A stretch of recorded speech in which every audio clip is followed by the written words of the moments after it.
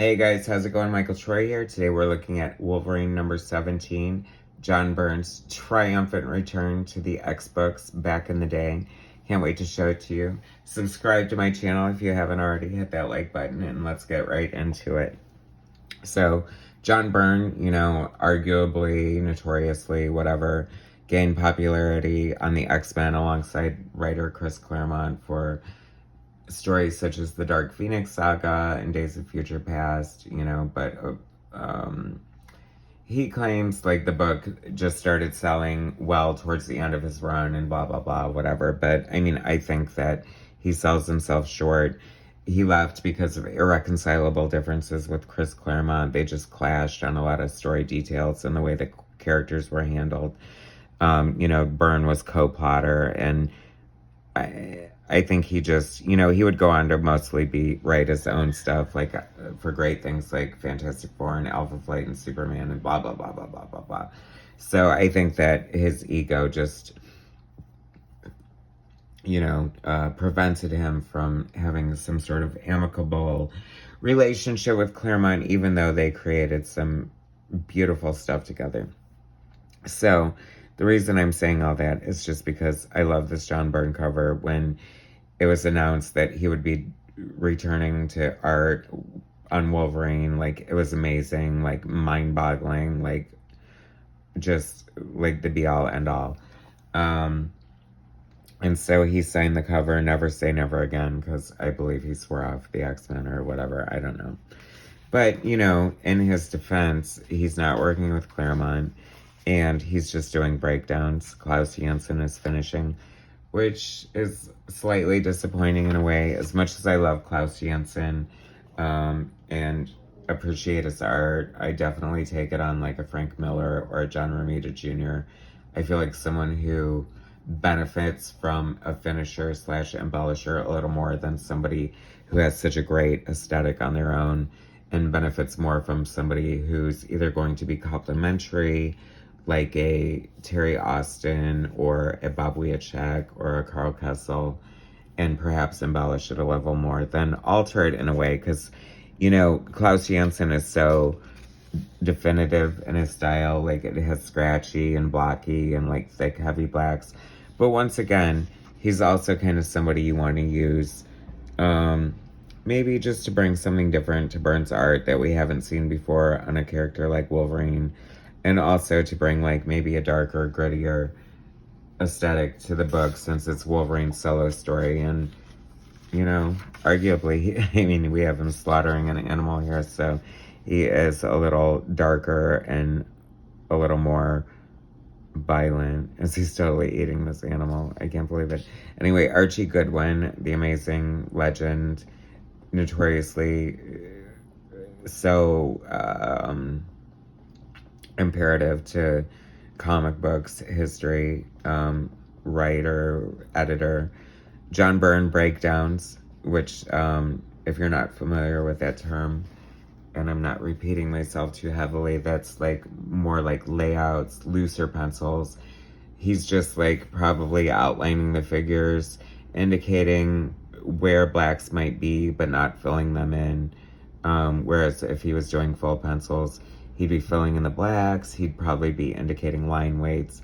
But now, like, if you looked at the pencils, it would probably just be like a single line there without any of this sort of weight that gives it more, depth and makes it pop from the page.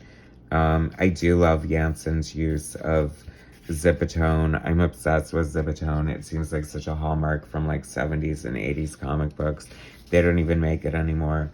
I know you can replicate it in Clip Studio, but there's just something about like traditional Zipatone that has always been like oddly appealing to me. I shouldn't say oddly, like, it's such a great tool of graphic printing, I was so excited to see Byrne draw Storm. Once again, I have to say slightly disappointed, because it's like you're getting Storm in this great new version of her costume, and the pencils are so loose and the inks are so heavy that it definitely looks a little more like a Klaus Janson Storm than it does a John Byrne Storm. But the strength of John Byrne as a penciler is I do feel like a lot of his gimmicks, tropes, and aesthetics always shine through as far as the poses of the characters and like the shapes of certain things that he does. And just like his panels and his layouts and his poses. I mean, definitely Byrne aesthetics. So, and this was fun. I enjoyed the Wolverine solo series. I mean, he was on the verge of over-exploding probably at the time, but it was still for a good reason. Like, you couldn't get enough of him.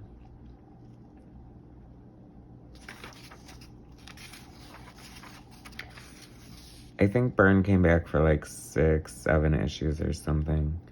Always so interesting to see the Twin Towers in comics. And Daredevil. See, you gotta love that. I mean, like, Byrne draws such a great Daredevil.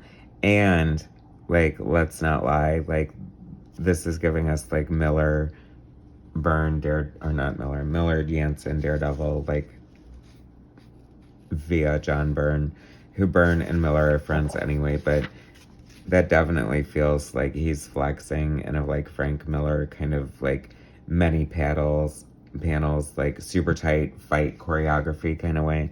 I'm definitely getting a new appreciation for this, because I wasn't crazy about the Jansen inks when it came out, but I do love, like, that's a Byrne hallmark. I love, like, when he puts stars in there, it's, like, so cartoony, and there is a slightly, like, cartoony aesthetic to Byrne's work, which always appealed to me, so I kind of like when he leans into that sometimes.